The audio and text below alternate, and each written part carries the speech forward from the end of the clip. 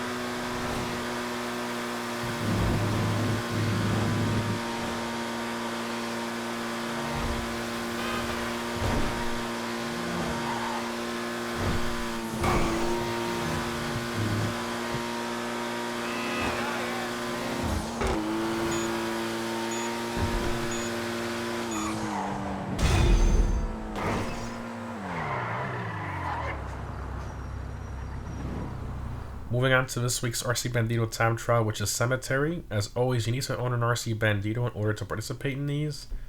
So this RC time trial is pretty easy if you take it slow. This is not a high-speed time trial like some of the other ones. It's all about taking it slow for this specific one and letting off the throttle for most of the corners and braking for some of the corners as well. And lastly, when you use your brakes, make sure to press them in about halfway in, not all the way, or you might lose control of the Bandito.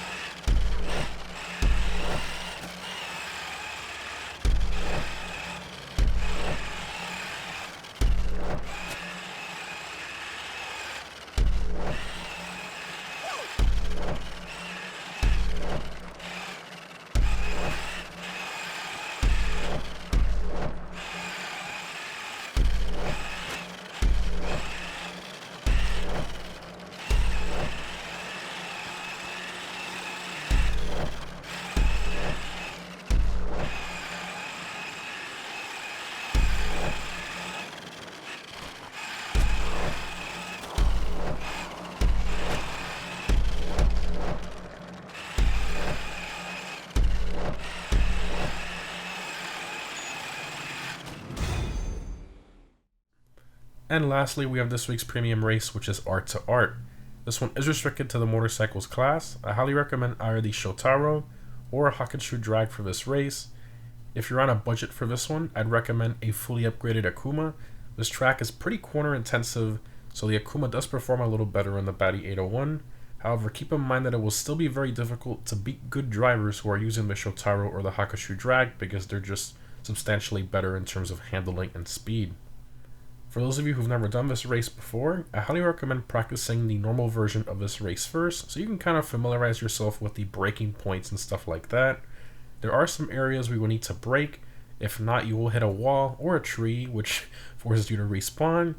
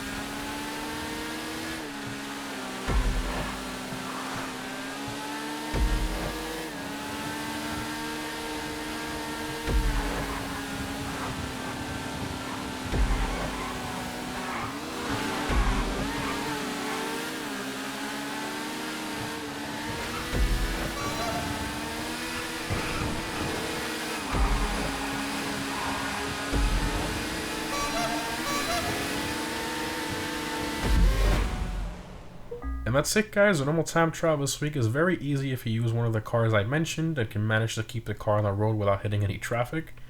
The RC time trial is pretty difficult if you've never done it before, but just brake extra for most of the turns and you'll be fine. And this week's premium race is pretty easy if you practice the normal version beforehand. Again, remember guys, you can earn over $300,000 between the three this week, and setting yourself to go to beat them is always a lot of fun in my personal opinion. Let me know which one you found most difficult and what vehicles you used down below in the comments. And for those of you looking for a high quality gaming chair, I highly recommend an E1 Racing chair. I've personally been using mine for over 2 years with zero issues, no wear and tear. It still looks brand new, which just amazes me. Super comfortable. I've tried many different brands and E1 Racing is by far the best. If you want to get a good deal on one, use my link in the description and use code DCA to get up to 30% off E1 chairs at e1racing.com. Anyways guys, thanks for watching, and I'll see you in the next one.